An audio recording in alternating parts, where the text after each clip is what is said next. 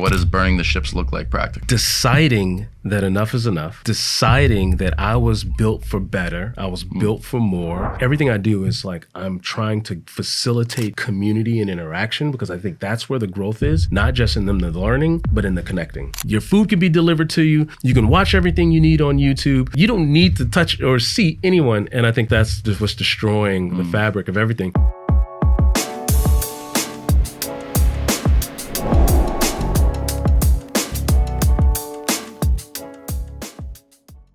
Episode 81, Stay Classy podcast. And we're here with Jarvis, aka the morning hero, Leverson. And I wanted to ask you, first of all, how far did you run this morning? Didn't get a chance to run this morning. Oh, you didn't run this morning? No, I'm writing my book. But you do normally, correct? Yeah. Normally, I get up and get after it.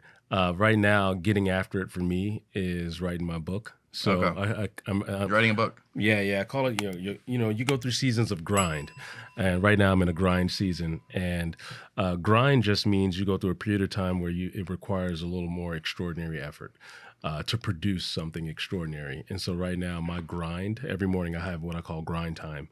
And my grind time right now is writing my book. So I'm up at 3:30 in the morning writing. 3:30. Wow, that's sounds like my bedtime the other night. But yeah. What about? So what's the book about, and when can people expect to see it?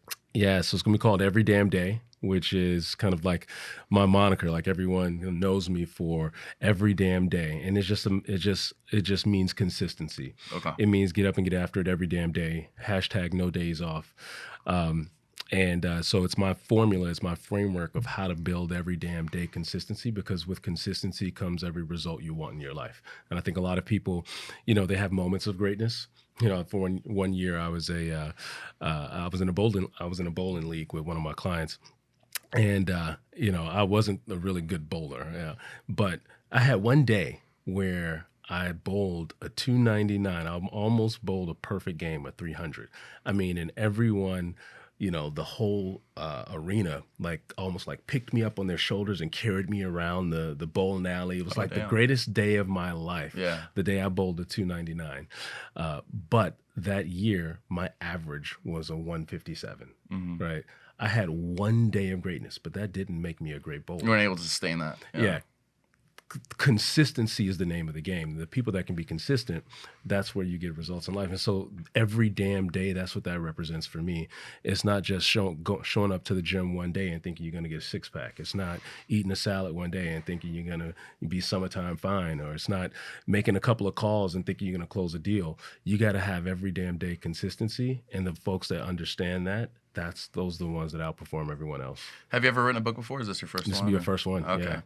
What's that like? I mean, I imagine that writing a book is tedious at times, mundane at times, and this kind of segues into the conversation about consistency. But how do you stay consistent with your writing, setting aside time to write, staying disciplined in that way? Because I'm sure there's moments of inspiration, moments where writing a book is fun, and there's days where you don't want to do it. What's that been like? Yeah, so my secret sauce of life, and which is where the title Morning Hero came from. I believe anything you want to do in life, the way you do it is you get up a little earlier every day and do it. And so how do you stay consistent? I wake up early. I think most people wake up just in time to start dealing with their day. I call it this just-in-time mentality, and I suffered from it for most of my life, where you wake up just in time to start dealing with the chaos of your day. I call it the whirlwind. And everybody has their own whirlwind, right? Sure. Whether you have a family, whether it's your job, or taking the dog and the pets, whatever it is, people wake up right into their whirlwind, and then all day long, they're just swept in this constant debris of chaos, which is their life. And years and years and years go by, and they've never made any forward movement. They've never progressed. They've never made any, they've never leveled up in any way, because every day they wake up into manage mode. They just manage their life. Yeah.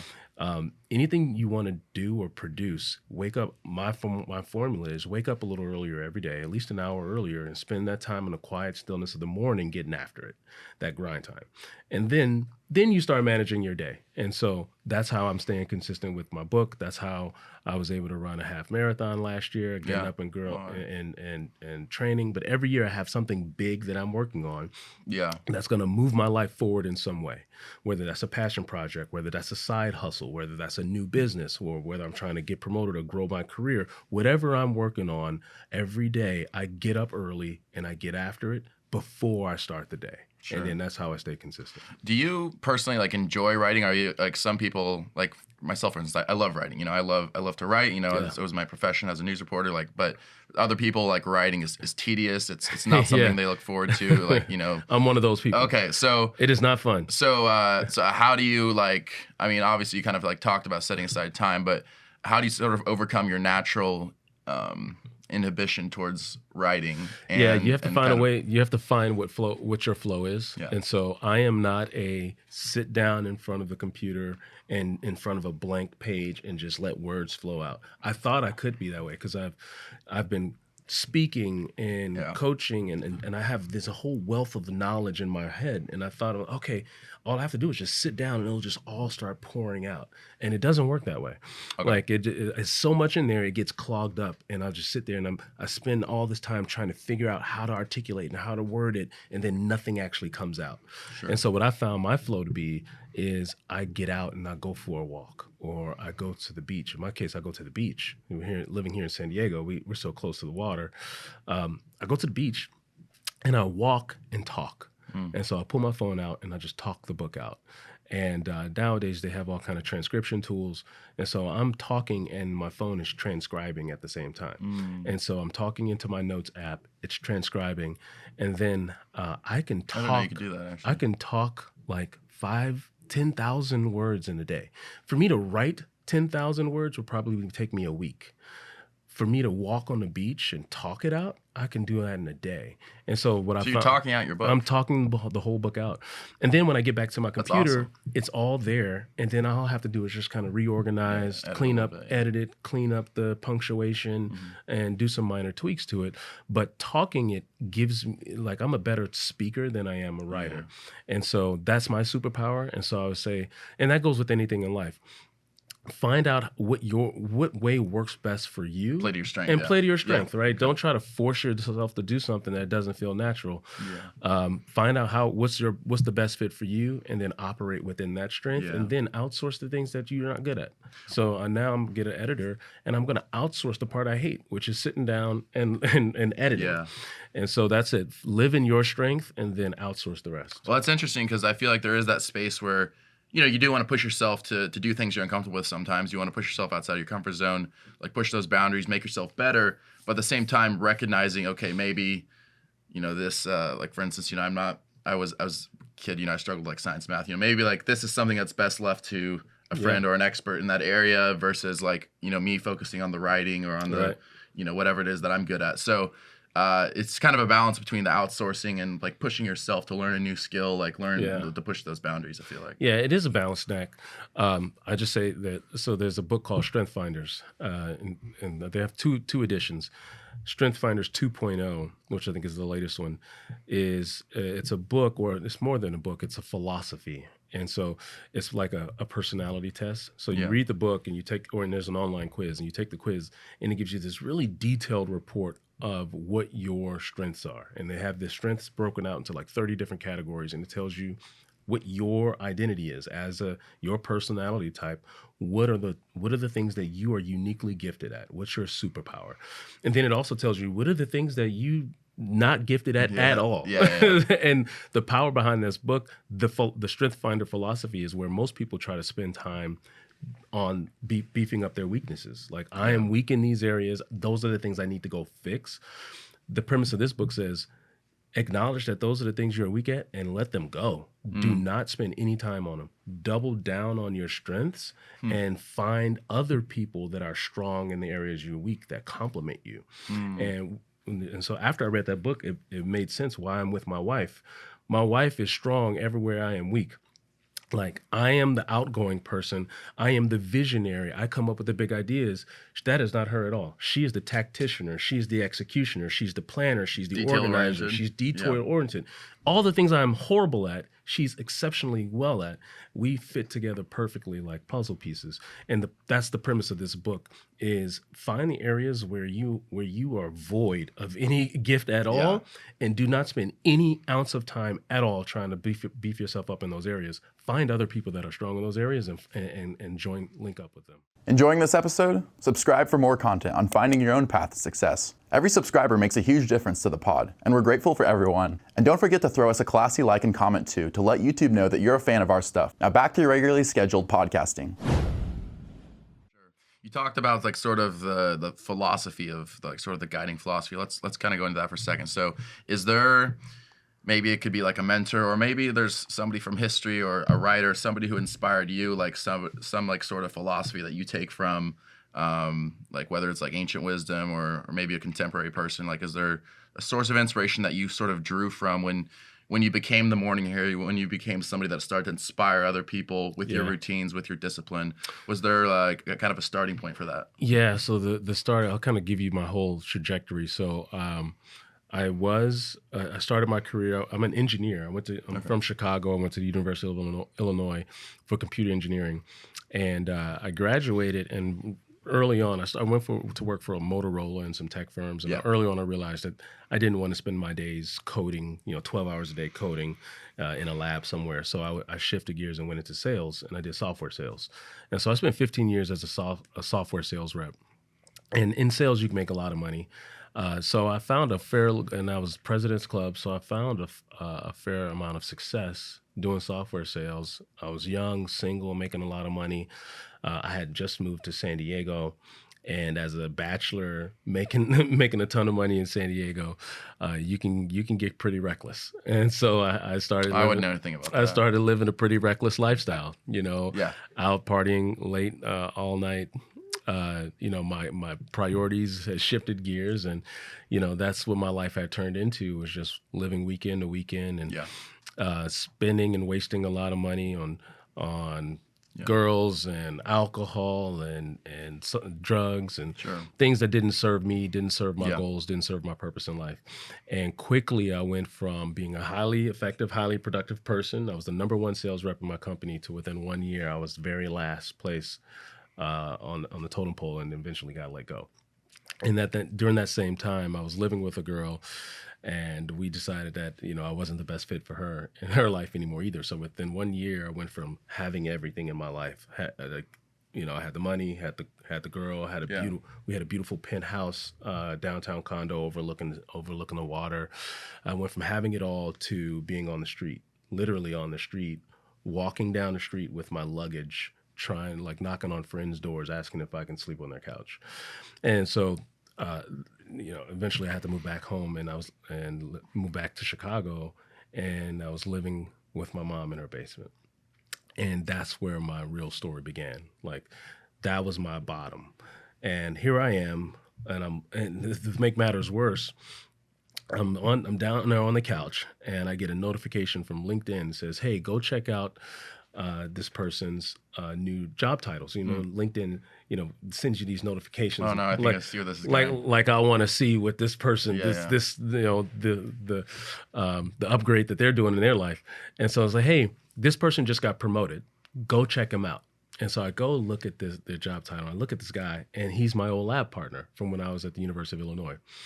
And the way in engineering school worked is that you did everything as pairs with someone. So you took all the labs together, you did all the homework assignments together, you did the take-home quizzes together. So you pretty much, through the whole program, you were paired up with someone. Yeah. And so this was my lab partner in school. And after we graduated, we kind of went separate directions. So I hadn't really seen him in a while. And now I'm looking at his profile on LinkedIn, his new promotion. He's now the CTO of this, software logistics company.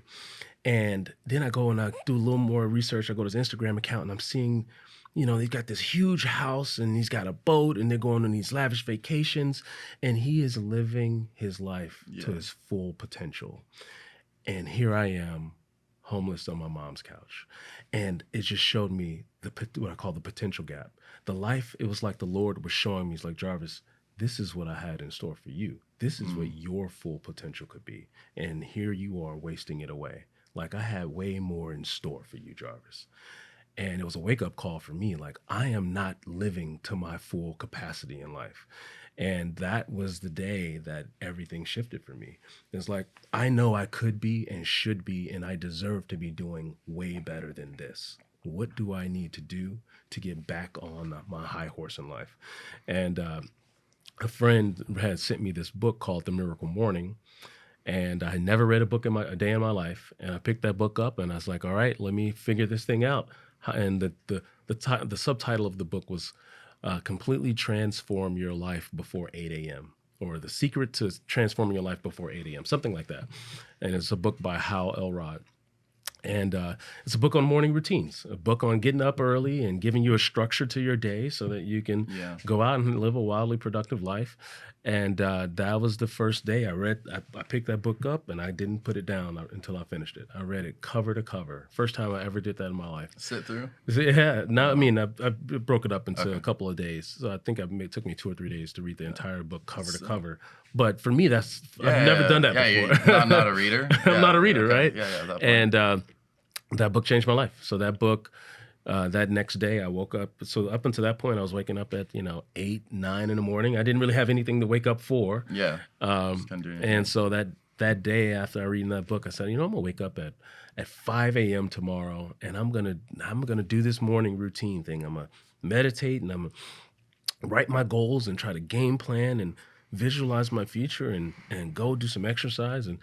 And that morning I woke up. I said I wanted to wake up at 5 a.m. That morning I woke up at 4:57 a.m. before the alarm clock went off. And I jumped out of bed excited. And I've never used an alarm clock since that day. And now I get up at 4 in the morning. Now it's even before that. And I still don't use an alarm clock. And so that book, no, it's mind over matter. The moment you make a decision on something, your body will obey it. And that day, I changed from a night owl to a morning person, all because I simply told myself that. And I said, from this day forward, I'm a morning person, and I've never used an alarm clock since then. It's just the power of the subconscious mind. And the moment you plant that seed, it will manifest whatever seed you plant. And so now I know the power of how to plant the right seeds to manifest the results that I want. And that book kind of showed me that. I feel like there's a difference. Like, so some people will be like, oh, I should start getting up early. I should start doing this, should start doing that. But I feel like there's a moment where you make a decision that it becomes your identity. Yeah, that's and that's it, like there's a complete shift versus like take the example of someone's like, oh, I should drink less or I should smoke less. It's like, okay, that's great, but like there's a moment where you make the decision that that's no longer who I am. Yeah, that everything actually starts to change. Yeah, and it's I don't know what the science is behind that or what I think it's for everyone it's different. It's like for a lot of people it's a breaking point.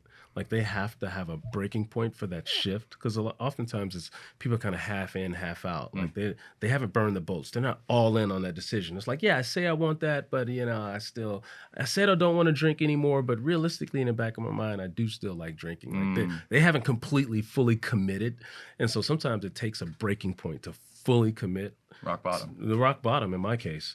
And you use that phrase, burn the boats. For people who aren't familiar with the expression, burn the boats, burn the ships, what does that refer to? I can't remember the general who it was, but it was essentially, it was in Spain. It's Cortez. Cortez, okay. So going to fight a war. Mexico, I think. Correct. So you know it better than I do. But essentially, they got over there, and he didn't want his men to have a plan B. They didn't want to have an option that if things aren't going well, they can just get the hell up out of here and retreat. And so essentially, once they unloaded the boats, he made the decision to burn all the boats so that they had no recourse. There was no retreat. It's either we win this or we die trying because we can't go back. The boats are burned. Yeah. And so the premise is burning the boats just means fully committing to a decision. Back to the wall. Fully committing to this. It's either this or nothing. There is no plan B. Like there is no recourse. I'm gonna die trying because there's no other option. What does that mentality look like in the professional world in terms of professional success and work life? Like apply that to like somebody listening to this thinking like how does that like apply to me? Whether it's like habits or whether it's maybe like work life and somebody who's thinking about starting a business or becoming an entrepreneur or just taking like good habits like one step further? What does burning the ships look like practically? Yeah, so it's like we were just saying. It's deciding. It's the decision. That word decision is so decisive, but it's deciding that enough is enough. It's deciding that I was built for better. I was built for more. I could and should be doing better than this. And once you've made that decision, like everything starts to fall in line. Your habits change, your behaviors change, your beliefs change, your rituals. Everything kind of falls in place after the decision is made that it's this way. I am doing more. I am having more. I am built for more. I am cut out for more. And so that was my and again, it's that word decision. I don't know how some people can make a snap decision. Some people need things to break in their life. Some people need the decision to be made for them. In my case, I had to be homeless on my mom's couch. Yeah. I didn't proactively make that decision. Yeah. The decision was life made the decision for me to hit that point where things had to change. And I don't know, some people like how to manufacture that environment for themselves, that something has to change, because I think the greatest travesty is people living in a world of comfort. Like, I'm making good money. I'm making six figures. All my basic needs are covered. Like, there's no discomfort for them to want more. Like, things are comfortable, and I think comfort is the greatest enemy of greatness. Well, it's almost like there has to be like either you discipline yourself or life does it for you. Yeah, it's for sure. kind of the thing, and like some level of discomfort is healthy. And I think a lot of people. It's natural. And I just did an event where I host my own events, and I just hosted a success summit. And Pete Lemke, one of the guys that was there, talked about, the mindset it takes to be successful is grit. And grit is just having this sheer perseverance to tough through hard things. And oftentimes you have to condition your mind for grittiness. You can build grittiness, and that's by self-inflicted discomfort, meaning putting yourself forcefully into uncomfortable situations, which is why you see people do cold plunges, why people run marathons, why people are doing Tough Mudder challenges, and things like that. All of those are activities to toughen yourself up and to force discomfort on you, so that you become accustomed to not always being comfortable, which then breeds that ability to make those decisions. Did you subscribe yet? If you like our content, it's the easiest way to support the pod. Hit the subscribe button on the bottom right and keep it classy. Yeah. Well, there has to be like a level of adverse circumstances for those qualities that we admire in people to actually come out. Like courage only comes from a situation where there's adversity, where there's something to be afraid of. I mean, like I was thinking over Memorial Day about how my grandfathers fought in World War II, and like a lot of other people too have military family members. I was thinking like the reason we respect those people so much is because the adversity that they faced and the way that they responded to it. But that adversity had to be there first. So I think to some extent we kind of get away from that. Like, a lot of us, we work this sort of like sedentary lifestyle, comfortable corporate America kind of world. And there's not a lot of adversity that's like forced upon you. Right. And so to some extent you're talking about like running marathons, like different like challenges. Like we sort of almost have to create that environment now for ourselves, which is different than you have the to way manufacture it. Yeah, for yourself. Different than the way it was before. Well, one thing that's one of the reasons I started running. Yeah. So I hate running. Me too. I'm my body type. I am not built for running. I'm a sprinter. I was a football player. Like I'm fast. I'm agility. Long distance running is not made for me. My body just completely breaks down. Yeah. And so 2 years ago, I said, I'm going to defeat this beast. This is something I absolutely hate to do. So I'm going to do it. That's my cue that I'm going to do it because I don't want to do it. That's my mental cue that I have to do it. And so I started training myself to run. And then last year I ran a half marathon. That's every year I pick some big challenge, some big demon or beast that I have to overcome. And that's just constantly every year conditioning myself that it's not easy. It's not going to be easy. And so I'm going to forcefully put myself into accomplishing something or doing something that otherwise I would never do, to keep my mind conditioned to do hard things. Yeah. I'm curious, like when, going back a bit to when you were in the position where, you'd kind of lost pretty much all the things that were valuable to you at that point in life, and you were, homeless. You were living, as you said, back in Chicago. Like, some people in that situation might just say, like, you know what, like, this is kind of resign themselves to that reality.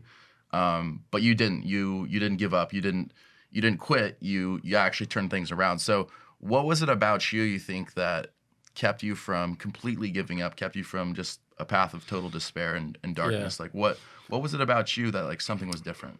That's a great question. I've always had a high motor. I've always have been ambitious, and I think we all do at some point, right? I mean, we all, I think, are born with this innate level of greatness inside of us, and so I've always known that I was built for more. I think that seeing the difference, like when I saw my friend who was the CTO, Yeah. like that was the first time it was really put in front of me. Like, there's a drastic difference between the life you're living and the life you should be living.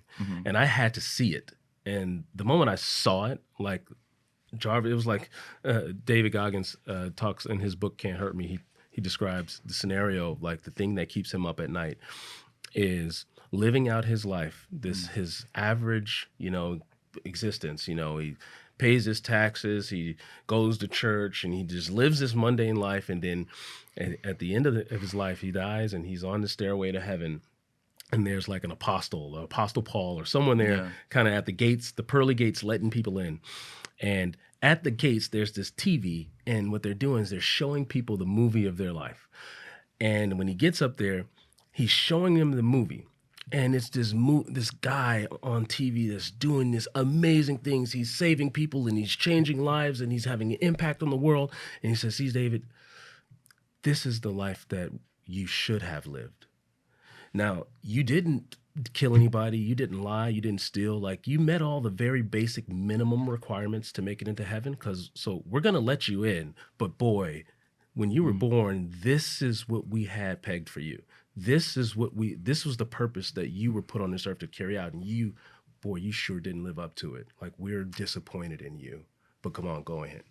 And he said, "That's not heaven. That's actually hell. That's hell, knowing that you didn't live out the life that you were supposed to live." And in that case, when I saw my friend, the extraordinary things he was doing while I was sitting there doing nothing with my life, that was the exact same scenario of, like, the Lord showing me, "Jarvis, this is the life you were supposed to be living." And I had to see it in order for me to get serious about living up to that and answering that call for greatness. How do you do that in other people? That's a great question. Some people that they just born, they've got that high motor and it's innate in them. Other people, like myself, I had to be slapped around for it to really start to make sense for me. Yeah. Well, I'm trying to think. There was, well, I know he's a bit of a controversial name, but I'll throw it out there. Michael Vick, the quarterback for the Falcons, and for him, it was actually going to prison that turned him around. Like, and I feel like there's a lot of stories like that. People who like go to prison, they come out a better person, and like they turn things around. He became one of the greatest out of the pocket passers of all time. And I just think, like, maybe for some people, like, it has to hit that point of absolute rock bottom, whereas other people can kind of flip a switch and make that decision, as we were talking about. But what about, like, you, like, personally? So, like, your morning routine, your morning rituals have become pretty famous around here. And I just want to know, like, what do you think it is about you and your story that resonates with so many people? Because it's obvious that it's been transformational for you, but something about your story, something about your routine has carried over and affected thousands and thousands of people. And, like, what do you think is behind that? Because it comes from, it's real. I don't position, or I try not to present myself like I have it all figured out, because I don't. I am on my journey, I think, and I don't think there is a place of, like, you made it, like, you're at the mountaintop. There is no mountaintop. I think it's a progression. Yeah, it doesn't end. It never ends, right? And so I am on my journey, just like everyone else is on their journey. It just so happens that people can connect to my life circumstances because I'm really open and honest and vulnerable about where I've been in my life, the pitfalls that have happened, and I'm passionate about helping other people avoid the pitfalls that happen to me. And so I'm very transparent, and I'm saying, hey, I know where you've been. Look at my story. I know exactly how you feel. And so I think people can relate to the fact that I don't present myself as just this knight on shining horse, shining armor, and I've always had it figured out. And I've always, my poop is gold, and it's always been gold. Like, no, shit happens, and Literally. and I'm open about the shit that's happened, and I think people can relate to that. And then not only do I just leave them there and say, hey, I see you're messed up. I used to be messed up, but like, hey, here's how you get to here. Not that I have it all figured out, but here's some things that have worked for me along the way. I'm not saying they're going to work for you, but these are some things, there's a formula and a framework that's worked for me, and people have kind of resonated with the way I present it that way. Sure. What about somebody listening to this who's like maybe they've already like had somewhat of a career, they've maybe started a business, maybe things haven't worked out the way they wanted to, but listen, say that things worked out for you, Jarvis, but for me, I started my company, I failed. I quit my job. That. Like, people who have experienced failure over and over again, who are at the kind of the tipping point of like, I just can't do this anymore, like close to giving up. Like, what's your advice for somebody in that situation who just thinks that like they're kind of beyond the point of hope. Yeah, of hope, of turning it around. Listen to podcasts, read books. You'll hear stories like mine. You hear stories of, like I said, I just had this success summit where there were 4 panelists. All of the panelists are the elite in their field. They've created businesses. One person went from being a victim of drive-by shootings and almost dying to now super successful, super wealthy, multifamily real estate investor. And the whole purpose of me assembling this panel was I wanted people to see the underbelly of success. I wanted people to see the behind the scenes, the things you don't normally see. And I wanted them to see that everybody has the same story. We are all mutually connected on one thing, that life be lifing, which means that no one is immune to the ups and downs and the pitfalls of life. Just because I may see you being successful and I may see you drive a nice fancy car, I don't see that you were just bankrupt a year ago, right? Like, and I think you need to be around people and hear these stories and let everyone's journey be humanized so that you know that you're not alone. Just because you're down, you're not the only one down. There are days I don't feel like getting out of bed. There are days I've had times where I was uncertain about what was going to happen. Clients were canceling on me. My programs are failing. Sure. Like, nothing is always as it seems. And I think that despair comes from when you feel alone, when you feel like nobody gets it. Nobody's going through what I'm going through, but you don't know everybody's going through their own shit. Yeah. And you got to get out and see and talk to people and listen to stories and read books, read autobiographies, see other people's journey, and you realize, wait, their shit is just like mine. Okay, if they figured it out, I can too. And I think that's the heart and soul of motivation is that if they can do it, so can I. And you have to be able to get out of your own head and get around other people or listen to other people's stories or watch YouTube videos so you can get exposed to other people's shit so you can say, if they can do it, so can I. On that note, sorry, Rob, you going to say something? Yeah, I was going to say that this is a really tough subject, and it's hard to know if you have like the language to talk about this kind of stuff with some people. Like, so for example, like we have this friend that known for years. She's in academia and she's making about half as much as she should, right? And we all have been trying for years to try and get her to just put a resume out there, look some other places, see what you're worth. She went and got a master's degree hoping that she was going to get a raise and get more attention and responsibility to this job. Still nothing. And she's still at this job, and it's like she has this block where like no matter what we do, we can't get her to like go look somewhere else, even though like any place is going to pay her twice as much as she's making now. And it's for San Diego, it's a ridiculously small amount of money for what she does. And it's like, it's impossible almost to even broach the subject with her. And when we do get her talking about it, it's just like, oh, I know. And it's like, you're a friend, right? You want to help her. You feel for her. And you're like, man, if I just send her some LinkedIn stuff or something like that, but instead it just upsets her, right? Right. So like, how do you even broach this topic with somebody that's in that position, right? That's tough. I mean, so some things are beyond, like, so we come from a very practical rational perspective. Like, oh, I see it's 2 + 2 = 4. So look here. But you have to understand, when someone is in that mindset, in this defeatist mindset, a depressed mindset, rational and that doesn't make, you can't throw a rational argument on a depressed mind. Right. It's because they're having an emotional response to something. Exactly. So therapy, really. My response to that is therapy. Like, no amount of coaching and rationale and trying to give people the 3-point formula will work. They're at square one where you got to get to that starting point. You got to get to a starting point where that stuff will work. They're not at a starting point where you can layer on strategies and tactics. They're at a point of mindset. And mindset, I think, that's a much, much deeper thing that needs to be unpacked. That's an onion that needs to be peeled. That's therapy. That's some sort of inner healing. There may be some trauma there. Like, there's all kind of stuff that you as an outside observer won't know. Sure. What's going on in there. And I think that's therapeutic work that needs to be done. Now, one thing that you touched on earlier was the sort of like the loneliness and like sort of the isolation that a lot of people feel. And I just want to play with that for a second. So like there's a sense I get, and from doing this podcast, and we've interviewed some mental health advocates, and I've done the research that we live in a society now here in America where the mental health of people, especially young adults, people in their 20s and 30s, is all-time low.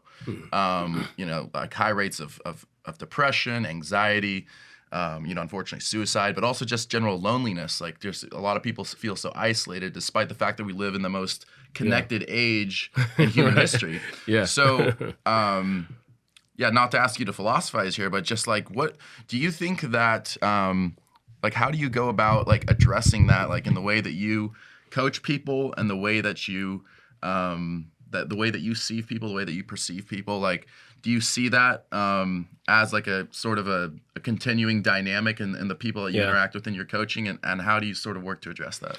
Community. Yeah. 100% community is the greatest cure. The more time you spend with other people, the more tightly connected you are. Again, it humanizes the journey. You can't really go off of everything you see on the screen, and I think that's the problem with social media, is because people only present their highlight reel. Yeah. And so then now I'm feeling some kind of way watching you and all your success when I don't really know, like, that's really just fake. Yeah. The more interaction, tight-knit interaction you have with other people, the more you connect with their stories and their journeys, the more less isolated you feel. And so I center everything around community. That's why I host events. My whole premise of hosting events is called the Accelerated Growth Club. When we come together, we accelerate our growth.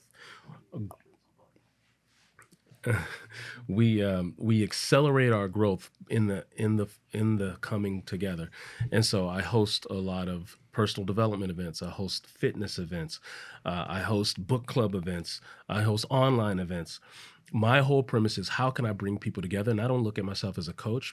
I look at myself more so as a facilitator. It's not my job to coach at you or tell you what to do.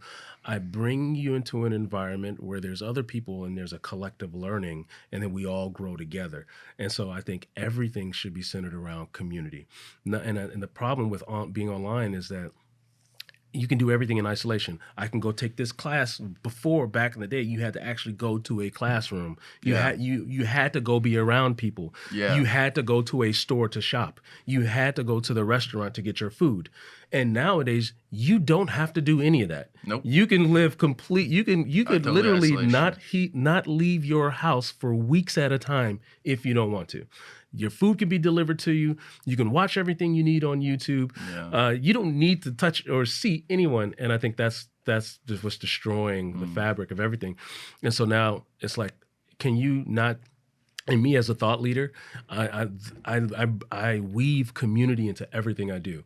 It's not just how can I put up this video, but how can I put something up that then creates an interaction with other people that'll spark some discussion, and then I have a community board and I'm encouraging them to go discuss and interact with each other.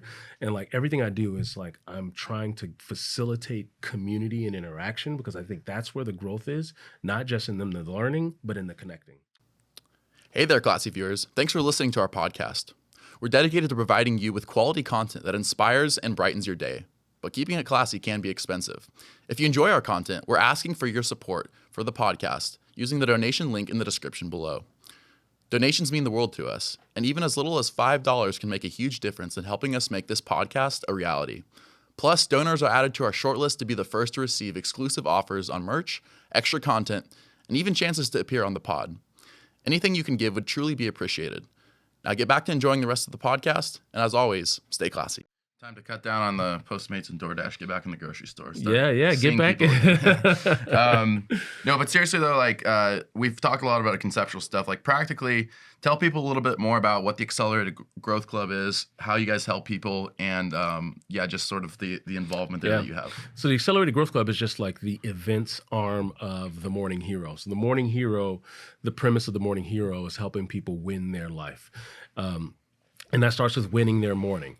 And so just like the morning routine was the thing that really changed everything for me, I think the morning routine is the secret sauce of life for anyone that has a big goal and dream and ambition. If you learn how to dial in your morning, you'll drastically improve your productivity in life. And so we focus on, so I have a tribe called the Morning Hero Tribe. If you're interested, you can go to the tribe.themorninghero.com. And it's a free online community. Well, in there, I help you dial in your morning routine. So I have a whole, what I call a habit accelerator, where we go through how to form your nighttime routine so you go to bed on time, how to get deep quality, rich sleep, how to wake up early, fresh and revived, what to do when you wake up, how to set your intentions every morning by writing your goals, how to formulate your goals, how to plan and organize your day so you're dialed in with your time. So inside the tribe, there's a whole habit accelerator on how to build the right habits centered around your morning routine that's going to change your life. Then also there's the community aspect. So there's thousands of people in there that are interacting and engaging, sharing successes, sharing wins, sharing their journeys. And so you get a chance to get inspired by seeing what other people are doing, because that's the other aspect of motivation. I have to know that I'm not alone in this journey. And so you need to see that there are other people that started out where you are and they're winning. And so now you got this inspiration to go win too. So the tribe is, how do you help people win their life? And that's the Morning Hero Tribe. And then part of that is we get together and do events. And that's where the accelerated growth comes in. So it's this whole community of winners. That's amazing. It. And so I think we're all winners, right? Yeah. And so this is like, how do you sometimes you just need to tap into some resources to help you get to that next level of winning. And that's what the Morning Hero is. It's like, how do we bring out the winner that's in you? What do you want to do next in terms of like the way you're taking your business, the way that you're doing the coaching, you're running this club? But is there like a long-term goal that you have that you haven't like really actualized yet, or do you kind of?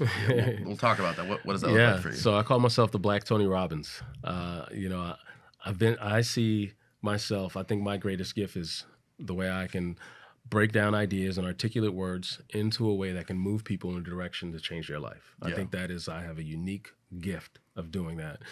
And I do that from stage. And so I'm a speaker. I'm writing my first book, but speaker / will be an author, hopefully best-selling author. And that then will propel me on to bigger stages and platforms to eventually fill up arenas of morning heroes, hungry and excited to go out and change their lives and change the world. And so that's the grand vision, is filling up arenas like Tony Robbins. So I have a picture of Tony Robbins like on my background screen on my computer, and there's a picture of him standing in front of this sea. I mean, he fills up, tens of thousands of people in imagine like a football arena. And I have a picture of him standing in front of this arena, and that's what I visualize, and I think it will happen. Yeah, I believe that. Now, it's interesting. You said you'd have the picture of Tony Robbins, because I kind of do the same thing where it's like the heroes, the people that I looked up to, I have the pictures all over the place. Like I think there's one of Schwarzenegger. This is the big inspiration of mine. Kobe Bryant, Tom Brady. I'm not a Patriots fan, but I love his work ethic. Greg Plitt. I don't know if you know who that is, but no. He's a great bodybuilder, early 2000s. Really inspirational dude. But I wanted to ask you, like, as we're sort of wrapping up here, like, in terms of the sustaining of success, because I think there's periods of life that we go through, right, where we're on a good wavelength, we're on a good grind. Sometimes it's too much. Like sometimes it's, we're burned out, we're exhausted. Yeah. Totally. How do you like advise people to work through periods where they just really like everything is a struggle, like getting out of bed, like going to work. Yeah. You know, it's like, what's the point? What is this all about? Like, you know, you start to kind of get in your head a little bit. Like, how do you talk people through kind of seasons of life, of burnout, of work-life balance, and that sort of thing? Yeah, so that's one of the things that I preach in my Morning Hero framework, which is what I'm writing the book about, is like how to win the day. Yeah. And the winning the day, I've devised this 5-star scoring system. So at the end of the day, you score your day, and it's based on those scoring system. Almost like giving yourself a Yelp rating for your day. And that 5-star system is is raise your heart rate. So do some exercise. Did you eat right? Okay. And so whatever eating right means to you. Did you read something for your growth and development? And read, I say that loosely. Read or listen or consume something. So listening to a podcast would be considered reading something. So did you consume something for your personal growth and development? One big thing. Did you do one big thing? Not 10 things, but just do one big thing towards the big goal that you're working on right now. And then did you spread some joy? So heart rate, eat right, read, one big thing, and spread joy. It spells the word heroes. So I call it having a hero's day. And so if you just focus on having a hero's day every day, and that's where you start to build a hero life and a winning life. And so this is the premise of my book, Every Damn Day, is how do you gamify your life so that you win every day?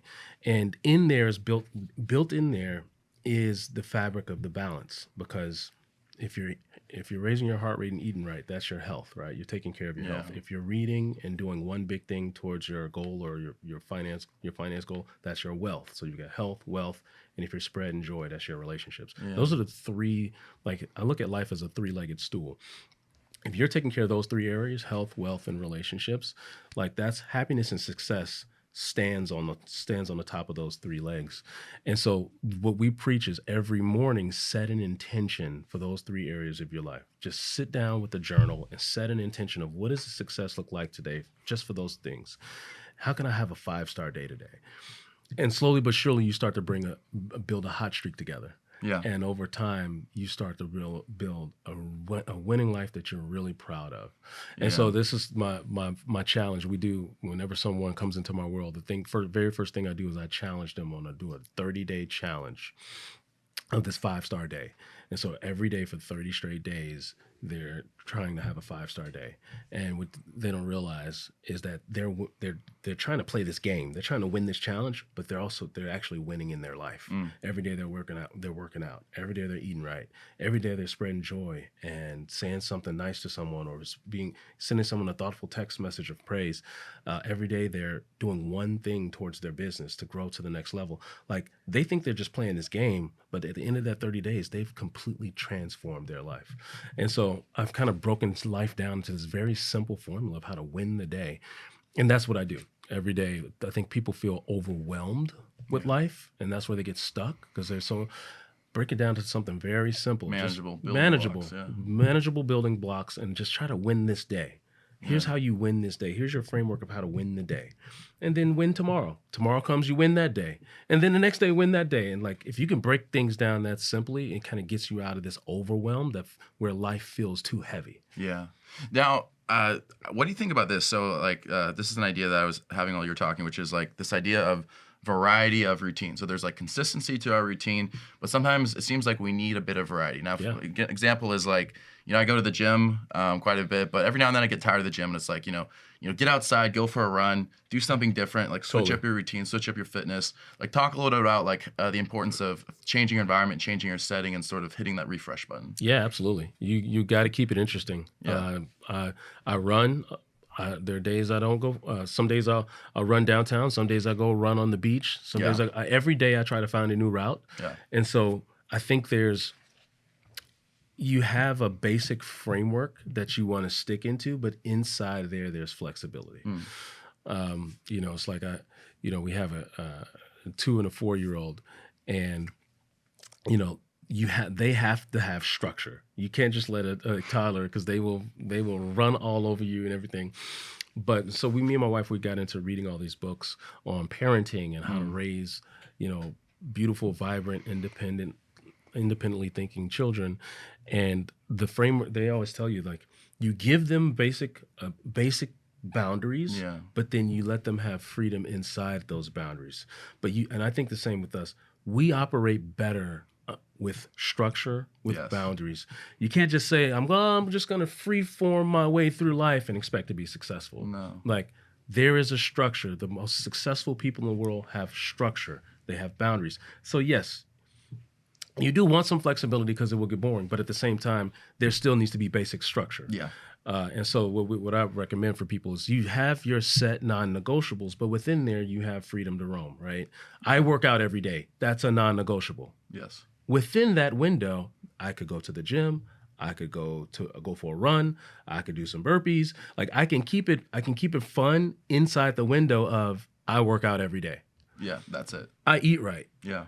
But inside there, some days I can have tacos. Some days I can have I follow certain rules within that, but I have to have a boundary. And I think with us as adults, you have to live within structure and boundaries. Isn't that one of the greatest ironies of life that like when you don't say no to yourself, when you just do whatever you want, you end up with ultimately less opportunity and less freedom. Yeah, but it's when you limit yourself, when you say no to yourself, Yeah.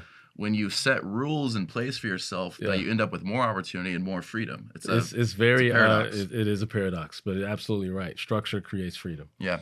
So as we close, like practically for people who are interested in learning more about your coaching, your business, how can people get involved if somebody's feeling fired up right now, wants to sign up? Like, how can they do that? Yeah, I would say my first challenge for people is 30 days of being consistent with a couple of core habits.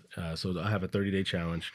If they go to themorninghero.com, they can see about that 30-day challenge. Okay. And like I said, within 30 days, they'll be getting up earlier. They'll have a dialed-in routine. They'll be working out every day. They'll be more focused and organized at work. Their time management will be zipped up. Like, when you start to really focus on a couple of small things, you create drastic, impactful change. And so I guarantee that we can do that in a 30-day window. And so that's what I challenge people to do. So I know you just had the event on June 6th, but are there any upcoming events next few weeks, next few months that people can like look forward to, maybe get involved with? Yeah, so we do an event the first Thursday of every month Okay. down at the University Club. Okay. In San Diego. And the premise of this called the Accelerated Growth Club. The premise is we create and curate an experience where we get the best, the brightest, the hungriest go-getters, business owners, entrepreneurs in the city together, and you accelerate your growth. When you get an environment around other go-getters, it permeates into you.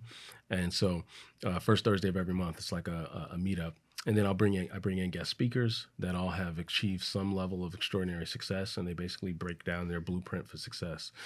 So that's the first Thursday of every month. If anyone wants to attend that, they can just go to the acceleratedgrowthclub.com and check out our upcoming events. Okay. And then if people want to keep track of what you're doing, you're on Instagram, right? It's Yeah. Morning Hero. Morning Hero. It's at the.morninghero. Okay. The Morning Hero. And so every day I try to post something inspirational, motivational, show you little tidbits of what goes on behind the scenes. Most of it is pictures of me and my family now. I used to laugh at people, when you look at their Instagram or Facebook account and it's all pictures of their kids. I'm like, damn, like, do you have a life of your own? Like, your whole presence is all about your kids. And here now I've got a 4-year-old son named Jetson. That's awesome. A 2-year-old daughter named Jordan. So my wife, her name is Jane. My name is Jarvis. Then we got Jetson and Jordan. So Jarvis, Jane, Jetson, and Jordan. So that's the 4 J's. We're the J team. J Club, yeah. So now my whole presence is all about my family, and I'm sure people looking at me like, damn, like, where are the pictures of you, Jarvis? Yeah. But no, I post a lot because my message is about freedom. Yeah. Being able to live a life where you're winning in your family, in your fitness, in your free time. And that's a really big part of my message. So I present that and I show people I don't just talk it, I live it. Every day. I'm so productive. I'm done with my day around 1 or 2 o'clock in the afternoon, so I can go spend more time with my kids. So I can go and cook dinner for the family, so we can live a healthy lifestyle. So I'm showing how to live a hero lifestyle, and I show that on my Instagram. This has been awesome. Now, as we wrap up, like, there's one last question I have, which is, we've talked a lot about sort of like these intangible ideas of success, consistency, but for you, and we touched on it earlier when I talked about sort of the forward-looking goals that you have for yourself, but what is ultimately, and every person that we come on, the answer to this is different, but what is ultimately for you your deepest desire, your greatest goal, like long-term life goal, like in sort of like conceptually, like what does it look like for you to have lived a successful life? Like, what is that greatest desire for you? Yeah, and I think I mean, this is a very deep question, by the way. Yeah. Like, you can Sorry to end on this note, but so it's like, what's my grand purpose in life? yeah. And I think, and it's funny because I try to help other people discover and uncover what their purpose is too, and I think it's an evolutionary process. And I think I've recently uncovered that my purpose is to impact others. And so when I look at what my life's success will be, what will I look back on my life and be most proud of be the amount of lives that I was able to touch and impact. The other day, I was running down, this was 2 years ago, when my son was 2 years old. So I was pushing him in a stroller down the Embarcadero, and then this guy ran up to me. And so I see this guy coming out in the side of my eye. He's running full speed at me. And You're probably thinking like, what the hell is this dude doing? Like, is he running sprint drills? Yeah. But he's looking at me. He's looking me dead in my eyes as he's running towards me. And so he comes up to me and he grabs my arm. Yeah. He's like, "You're the morning hero, aren't you?" And I said, "Okay, what did I do?" Like, you're like, okay. Back up, dude. Yeah. And he was like, "No, man, I just want to say thank you." He's like, "You see, a year ago, I was in a really dark place, and I was on a couch. I didn't have a job. I didn't really have anything to live for, and I had a gun on my lap." And he said, "I pulled my phone out, and I was just looking for something. And I don't know why, but one of your videos popped up into my Instagram feed, and I watched it. And he's like, I don't even remember what you said in that video, but for some reason you gave me some hope." He's like, "And then I started following you. And then the next day I watched your video." And he said, "Little by little, every day I would get a little bit more inspired. I would get a little bit more hope." And he's like, "And now, fast forward a year later, I'm doing great." He's like, I got a job. I started going back to school. My family's healthy. He's like, "I feel like I'm in a really good place in life now." He said, "It all started with you and that video you shared." He's like, "I just want to say thank you." And then right at that time, a woman is running up to me. Same thing, full speed. And she's like out of breath. And she's like, is this him? Is this the morning hero? And she looked at me. She's like, "Hey, I'm his wife. And I want to hug you." And she's like, "Can I hug you?" And so she gave me a hug. She's like, "You have no idea the impact that you had on my husband." It's like, "From our family to yours, thank you. Like, our family is doing so good now because of you." And that day changed my life because I realized what I was put on this earth to do. Yeah. That's what I'm put on this earth to do, is that people can connect with me through my story, through what I went through. If I can share that with someone to save them from what they're going through and that give them hope and inspiration that it's going to be okay. Like, maybe things don't look great now, but they're not always going to be that way. Just stay in the game, stay in the fight. It's going to be all right. And if I can leverage my story to do that to as many people as possible, I'd be happy with my life. Never quit, man. Every damn day. I love it, dude. I love it, dude. We got to do a part 2 at some point. We do have to wrap up, but acceleratedgrowthclub.com, right? And then Accelerated Growth Club for the events. And morninghero.com. Themorninghero.com if they want to do the 30-day challenge. I don't think anybody wants to do the challenge. We don't have enough gritty people out there that's ready for the challenge. But if they think they're ready, if they think they can start getting up at 5 a.m. and getting after it and grinding, if they've got something big that they want to work on and they want to see some massive improvement in it, I challenge them to take it. All right, come on, guys. Let's pick them up on that. All right, dude. Hey, thanks so much for doing this. Thanks, really man. appreciate you. Awesome. Yeah, all right, guys. appreciate you. Yeah, that's a wrap. This has been another recorded episode of Stay Classy Podcast with your host, Steve Wire. Thanks so much for tuning in. And as always, you can find all of our content at our website at stayclassypod.com. And thanks to our production sponsor and partner, MaxLux Media. You can find them at maxluxmedia.com. Don't forget to like and subscribe to our channel on YouTube. Every subscription helps and goes a long way towards ensuring that we can continue to produce content for viewers like yourself. Thanks so much. Stay classy.